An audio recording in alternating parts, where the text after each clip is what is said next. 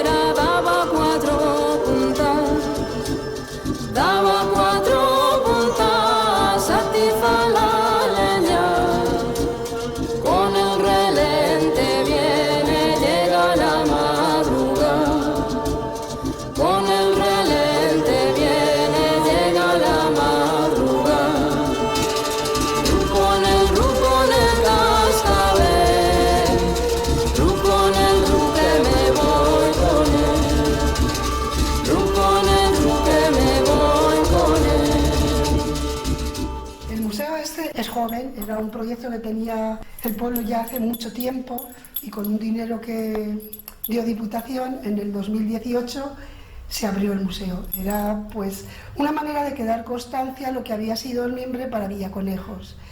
Entonces es un museo pequeñito, pero que está todo muy bien explicado porque tiene unos paneles que son muy didácticos y aquí dice yo el Mimbre. Entonces el Mimbre se presenta pues que es de la familia de los sauces, en este caso es un arbusto porque no le dejamos crecer, lo cortamos cada año, que si no sería un árbol, sería un sauce. Entonces el mimbre se planta con unos esquejes de la misma planta, de la parte más gruesa de la varilla, se ponen las yemas hacia arriba y se van plantando en hileras, a unos 70 centímetros cada hilera una de otra y unos 40 centímetros un esqueje de otro. Pero nunca se arranca la raíz, ¿no? Claro, mientras que siempre que lo quieras tener, que quieras tener la plantación, tú lo cortas y la cepa sigue ahí en la tierra. Se corta cada año, pero los 2 primeros años se corta y no vale, porque hay mucho espacio para las pocas varillas que hay. Cada varilla que plantamos echa 1 o 2 el primer año. Entonces hay mucho espacio y la varilla crece a capricho, crece con mucha vuelta. El año anterior salieron 2, pues este a lo mejor ya hay 10 en cada varilla que pusimos. Ya se va comprimiendo el espacio y si tenemos suerte y se ha cuidado, se puede aprovechar arreglándolo. El tercer año ya cada varilla que plantamos igual tiene 30 o 40 varillas. Ya ha comprimido el espacio y ya el mimbre lo podemos utilizar. Entonces, una vez que lo cortamos, Dentro de la misma finca está todo revuelto, hay tallas desde 1 metro hasta 3 metros. Entonces, con una tabla métrica como esta, de 20 en 20 centímetros que va señalada, la tenemos sujeta a un bidón que no tiene tapa, a un bidón grande. Entonces metemos la gavilla y vamos sacando de 20 en 20 centímetros. Ah, para ir clasificándola. Para ir clasificándolo por medidas. Y cada puñado que sacamos lo vamos echando al suelo, pero mira, aquí está. Aquí hay una foto donde se va, ¿no lo ves? Está la sí. tabla métrica y aquí se va clasificando por medidas. ¿Qué propósito tiene esta clasificación? Si no se clasificara, no se podría trabajar. Tú imagínate una gavilla donde está todo revuelto. El mimbre de 1 metro, de 1,20, 1,40, todo. Eso no se podría trabajar ni se podría utilizar para nada. Entonces, el primer procedimiento, una vez que lo hemos recolectado, que lleva, es la clasificación por medidas. Una vez que lo hemos clasificado, y si queremos que sea mimbre blanco, sin que pierda la savia, lo ponemos en unas balsas de agua. Cuando está en el campo, tiene varias tonalidades. Pues en verano es esto. Unas varillas que tienen hoja verde, esto. No lo había visto yo, el mimbre así. Pues ahora está así, en Cañamares está así, tal cual, como está ese. Ahora está verde, está creciendo y tiene hojas, y es esto. Esto, y aquí, por ejemplo, se ve que esto es de las últimas plantaciones de mimbre, que esta es de aquí de Villaconejos, que se está regando en verano y está verde, como el campo verde. ¿El mimbre requiere bastante agua? Sí, sí, es un cultivo en tierras de regadío, y más ahora, según vienen los veranos, una vez que lo cortamos, es esto. ¿Cuándo empieza a cambiar esa tonalidad de verde a un rojo intenso? Es un arbusto de hoja caduca. Entonces, en el otoño se le cae la hoja. Y con las primeras heladas empieza a cambiar de color. Entonces tiene unas tonalidades desde el verde al burdeos, cambiando a lo largo de la varilla. Este, por ejemplo, está recién cortado y ves que está verde para cambiar a rojizo. Una vez que lo hemos cortado, lo hemos clasificado por medidas y sin que pierda la savia, lo ponemos en unas balsas con agua, de pie, que esté chupando agua sobre la culata, de tal manera que esto se hace febrero-marzo y en mayo-junio se pela porque se ahueca la corteza y se queda de este tono. Este tono solo se puede sacar así y es de temporada. Para coger luego este otro tono, este color buff, que se le llama color ardilla en inglés, este se puede sacar en cualquier época del año. Una vez que está clasificado, aunque esté seco, se cuece en unas calderas en agua hirviendo durante 5 o 6 horas, se pela en la misma máquina que se peló el otro, se pone al sol y coge este color. Al decir pelar es que le quitas la corteza. Claro, se le quita la corteza y lo pones al sol y coge este color. Y luego, si queremos tener este otro color... Que es un color marrón. Sí, un color bengué, casi negro. Es este vuelto a cocer en la misma agua que se coció con la corteza, se vuelve a cocer y se queda de este tono. O sea que aquí todo es muy natural, no lleva ningún tipo de, sí, de química, vamos, por decir algo.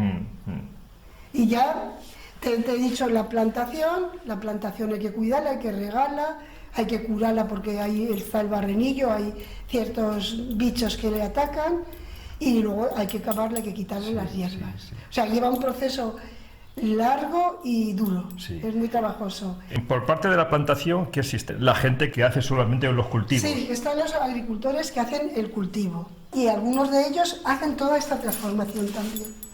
Sí, no tiene por qué hacer el cultivo y la transformación.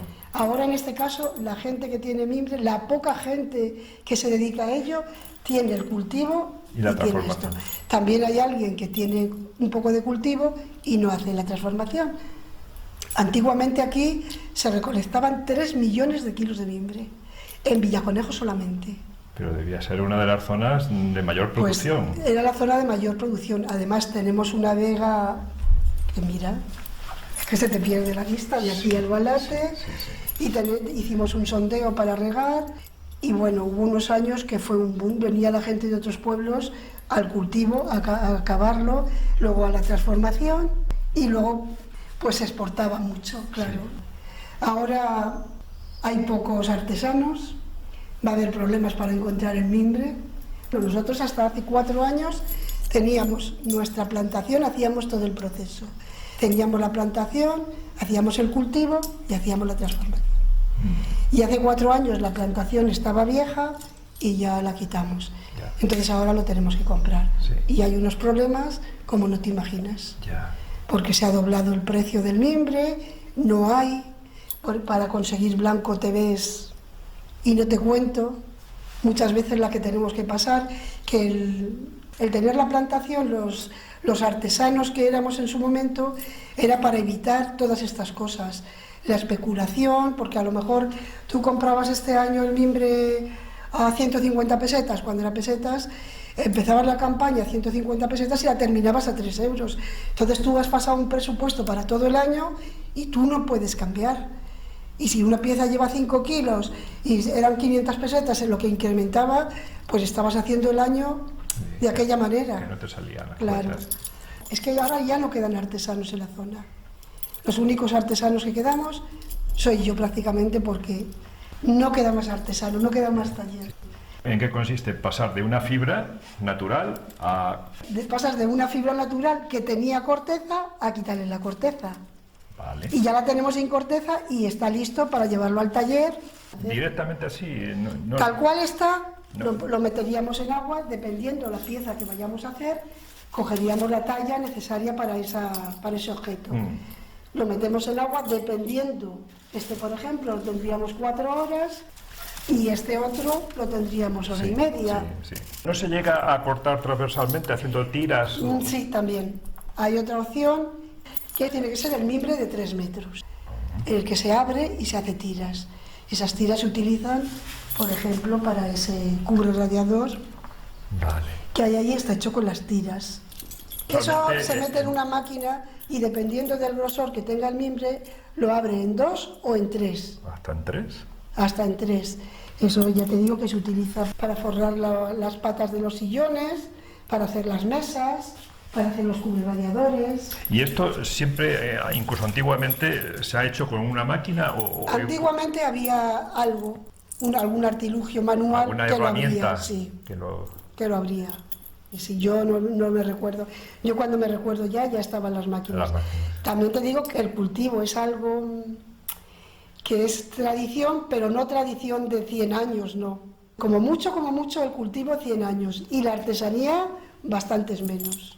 Pero el mimbre es una fibra muy ancestral, es decir que... Sí, pero el cultivo no. Antes se recogía... Antes era salvaje. Sí, se recogía el mimbre que crecía en las orillas de las regueras y de los ríos. Era un salis purpúrea. Este es el salis viminalis. Hay muchas especies de salis. Entonces, el salis purpúrea, que era el mimbre que no se cultivaba, que crecía a su capricho, Wow, es este. ¡Qué grosor!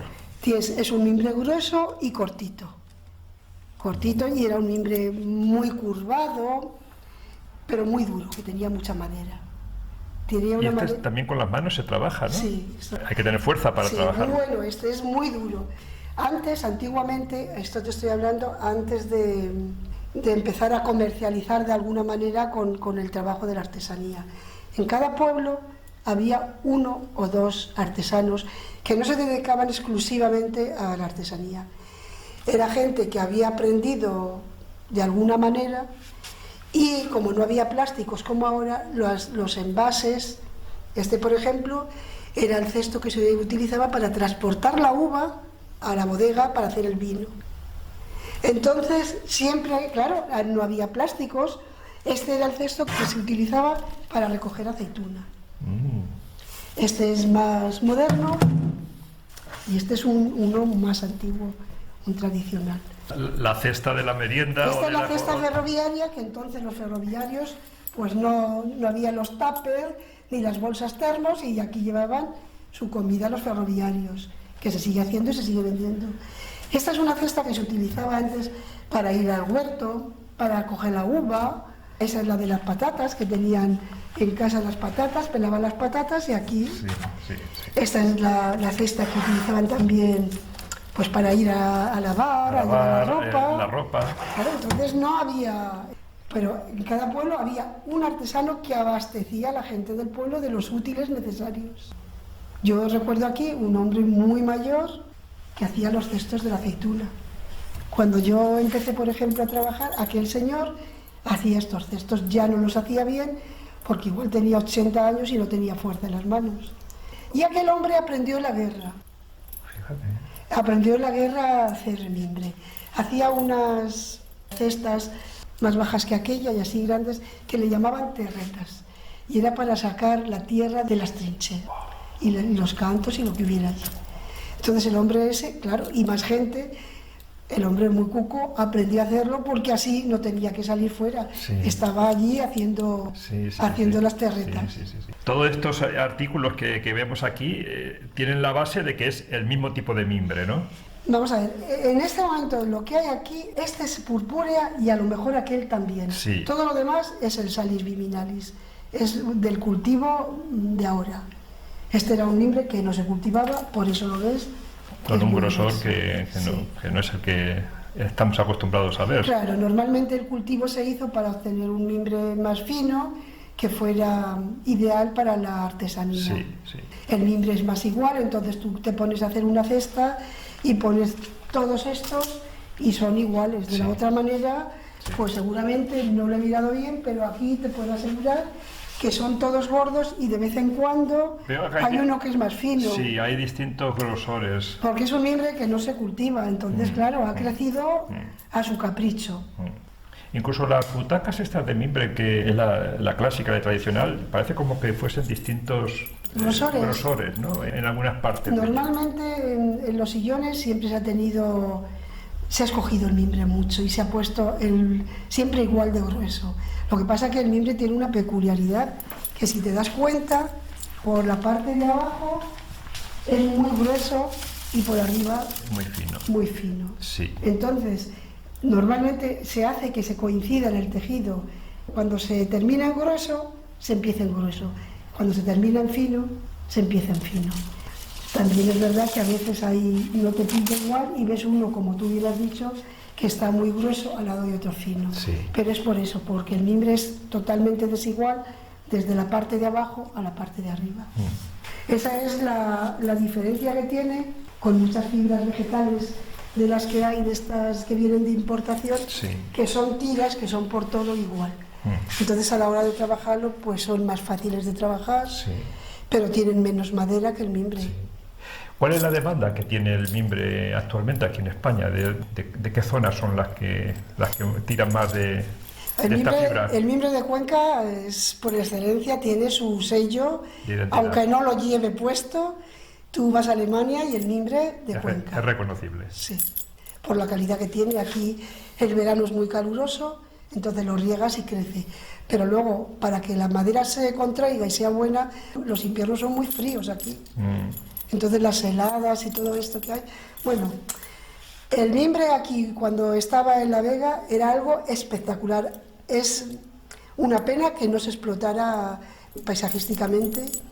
Y vamos, es que es bello y es impresionante, porque no es algo que tú esperes encontrarte en el campo. Un campo rojizo y verde, y por las mañanas en invierno, cuando hay heladas, hasta esta altura, que tú te lo ves blanco de la helada, gélido, bueno, es algo, ya te digo que es... ¿Te refieres a la planta? Sí, cuando está en el campo, caen heladas, se queda todo blanco, con una escarcha.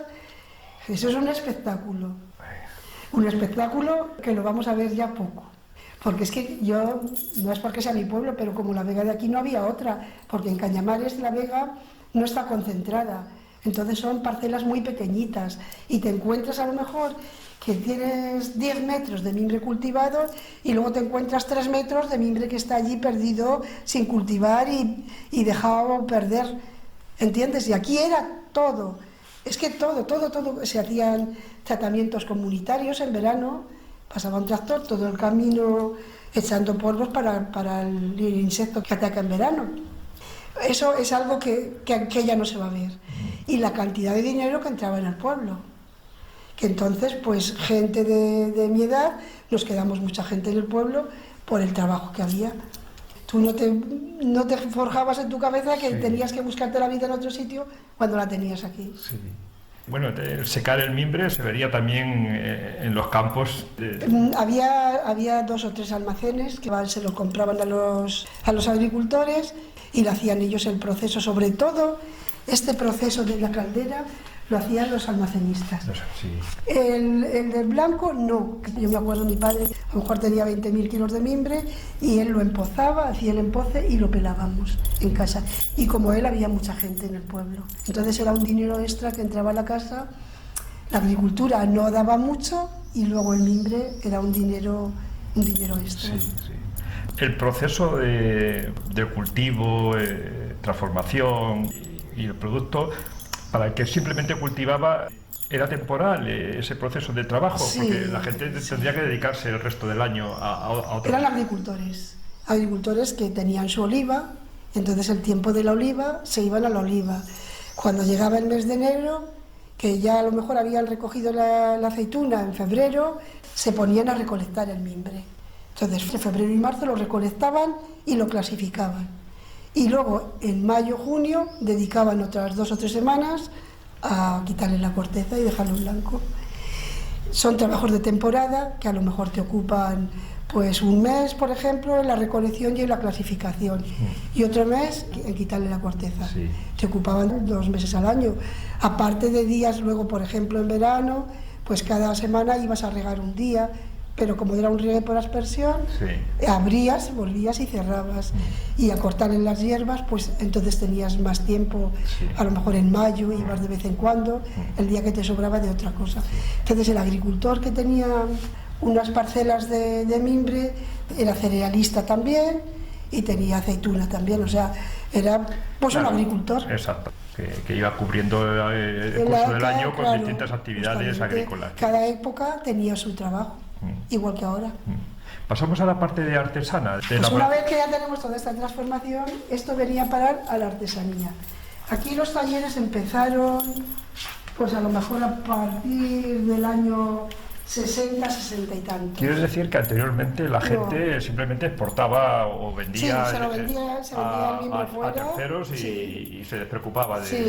Aquí cuando todo esto de los servicios sociales, que venían las mujeres a dar clases a los pueblos, pues ya terminando la época franquista, por decirlo de alguna manera, se dieron unos cursos de mimbre, unos cursos del PPO que sería el INEM de hoy. Y se dieron unos cursos de mimbre aquí y en otros pueblos. Y aquí hubo, pues a lo mejor 4 o 5 personas que siguieron, hicieron la cesta del pan, hacían la cesta del pan, que entonces el pan no se transformaba en canastos de estos de plástico, iba en unas cestas grandes de mimbre, y se hacían, bueno, infinidad de cestas del pan. Se dedicaron a eso. De ahí luego ya empezaron a hacer el baúl de mimbre. Todo esto fue, pues ya te digo, al año 65 hasta el 70 y tantos, que ya empezó a aprender más gente. Yo en el 78 aprendí. Éramos un grupo de chicas y había aquí gente que lo hacía, y habíamos estado, bueno, mi primer trabajo fue hacer la tireta, estuve unos meses, luego estuvimos en el almacén clasificando y ya éramos 5 o 6 chicas, pensamos de irnos a aprender a hacer de esto que no estudias, pues bueno, vamos a hacer algo. Y lo fuimos a aprender de estas. Y entonces a lo mejor había ya 12 personas que lo hacían, a tiempo completo, todo el año. Y estuvimos aprendiendo y aquí en los años finales de los 70 hasta finales de los 80 seríamos 50 o 60 artesanos. Wow. Exportábamos a Alemania camiones de estos trailers con remolque. ¿Y qué tipo de artículos eran los que...? Pues lo que más hacíamos eran baúles que iban unos dentro de otros, los cestos redondos estos en todos los tamaños, la leñera, el revistero, que por ahí hay uno. Pero con tanta gente como estabais, no había quien innovase, decir, voy a hacer otra cosa y... Eso vino después. Al principio eran a lo mejor 6 o 7 piezas y en cantidad, entonces no te complicabas la vida. Luego ya después sí, después quedamos muy poca gente, porque esto, cuando fue el boom de los chinos, ya en Alemania, que era donde exportábamos, nos empezamos a equiparar en nivel de vida, y normalmente la artesanía siempre se ha hecho en los países donde el nivel de vida es bajo, que se exporta y te pagan al cambio, Sí, te merece sí, la pena. Aquí ya nos equiparamos en precio y ya la gente se fue, muchos artesanos se fueron a la construcción o se fueron al Solán, a la embotelladora de agua. De tal manera que ya nos quedamos solos. O sea, dejó de ser rentable. Sí, sí. Y entonces fue ya cuando tuvimos que aprender y hacer de porque todo. los artículos que se hacían no se demandaban para el uso cotidiano, ¿no? También. Pero tampoco estaba pagado, hubo una caída gorda de trabajo, no se demandaba. Y bueno, no se demandaba a nivel de pedidos grandes. Entonces los que quedamos hubo que aprender a hacer muchas cosas. A improvisar y a ser más, creativos. Vender al detalle. Entonces, claro, mucha gente no estuvo dispuesta a hacer eso y se marcharon. Y nosotros seguimos y la verdad que hemos tenido años buenos de trabajo, ha habido años malísimos.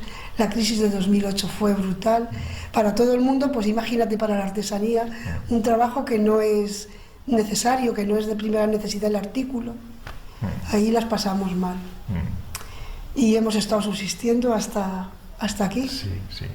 También es cierto que el plástico debió ser un golpe duro, ¿no? Sí, en su momento el plástico fue un golpe duro. Y los chinos otro. Ya. Sí, porque entraban productos de mimbre a unos precios... La realidad que no tiene nada que ver, pero en un principio no tiene nada que ver el trabajo ni la pieza, porque es un trabajo de muy baja calidad, incluso el material no tiene nada que ver con este. Pues ya lo compras y está todo partido, pero la gente, pues lo que es una novedad y lo que es un precio que está tirado, tú entrabas a una tienda de chinos y siempre salías con 4 o 5 cosas en la mano. Aunque muchas de ellas después no tuvieran ninguna utilidad, sí. Pero las comprabas. Estoy pensando que una de las propiedades del mimbre es que en un artículo cualquiera, estoy hablando por ejemplo de la butaca, hay que ver la duración que tiene la fibra. Sí, pasan los años y años y años. Un sillón que le des un uso normal y lo tengas dentro en casa, pues mis padres les hicimos unos sillones y los tienen 25 años y están para durar otros tantos. Y los están utilizando todos los días. Pero fíjate que incluso, aunque hay alguna fibra que se pueda astillar, la butaca sigue ahí. Sí, si la pones a la intemperie como que es otra historia, pero sí aguanta mucho. Además es un material que te acoge, es cálido, es fresco, tiene muchas propiedades y ahora que tanto están con lo ecológico, sí. tenemos algo muy ecológico que está desapareciendo. Sí. ¿La técnica de elaboración requiere de alguna habilidad o...? Sí, todo tiene su habilidad, como cualquier trabajo manual y artesano requiere su habilidad. Hay varias técnicas, pero casi una vez que has empezado vas progresando tú, una vez que llevas ya tiempo. ¿De manera autodidacta? Sí. Tú te vas dando cuenta de... Tú las ves y después las haces. Qué maravilla, ¿no? Ver el trenzado, sí, cómo adquiere la forma, ¿no? A mí me gusta mucho. Es algo que cuando empecé yo no pensaba que iba a ser mi forma de vida, pensaba que... Bueno, no pensaba nada, con 17 años, ¿qué vas a pensar? Pues que tenía que ocupar el tiempo en algo, que ganaba un dinero y punto, y a pasar el tiempo. Pero después, pues, te das cuenta de que es muy curioso, que te gusta crear cosas, es bonito. Te da satisfacción ver cuando acaba aquello. Sí. Y luego ya, al final de tu trayectoria, pues... que te conoce mucha gente, que te reconocen tu trabajo, que es una pena que llegue al final, porque estas cosas había que aprovecharlas y tenían que ser antes, pero bueno. Son así. Aquí veo que hay un cartel que pone curiosidades. Pues sí, cosas que se hacen de mimbre, por ejemplo, esto se hacía siempre en el País Vasco. Sí, es lo de la cesta punta, ¿no? Pues fíjate, Pilar, que una de las cosas que así me llamó la atención, en algunos lugares están empezando a hacer féretros de mimbre. Sí, nosotros hace 2 años nos hicieron un pedido de 200 que no lo cogimos, porque nosotros no tenemos producción, no tenemos capacidad, pero por ejemplo en Inglaterra hace ya mucho tiempo que están haciendo los féretros de... Me llamó mucho la atención porque evidentemente en cuanto a impacto a huella medioambiental, mucho mejor que hacer una caja de madera. Sí. En la India también hay, no sé si será mimbre, pero hace poco leí un reportaje de esta gente que hace unos entierros más ecológicos, más naturalistas. También unas cajas de una fibra vegetal muy similar al mimbre. Hay un filón. Una beta importante. Nosotros el filón lo tenemos en la cestilla de la fermentación del pan. Ahora se utilizan unas cestas para la fermentación del pan y esta cesta se empezó a consumir, bueno, las hacían en Francia.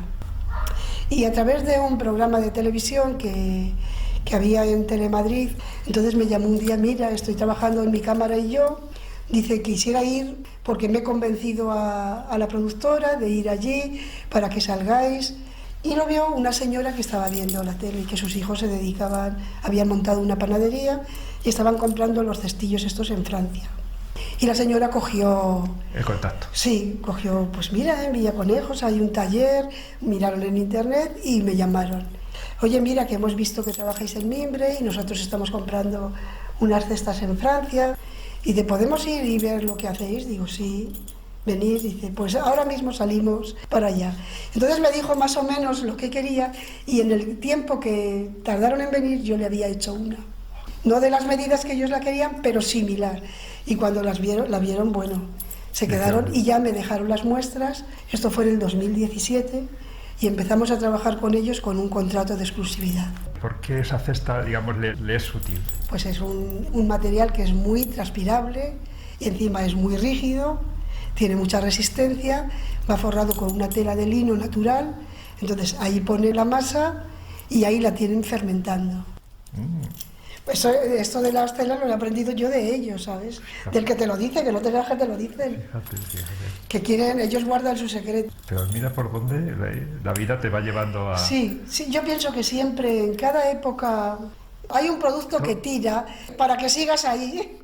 Eso está muy bien, Sí. hace mantener el tejido artesanal, ¿no? Sí. Y sobre todo en el caso concreto vuestro del mimbre. Ha sido unas piezas que nos han mantenido de alguna manera unos años más.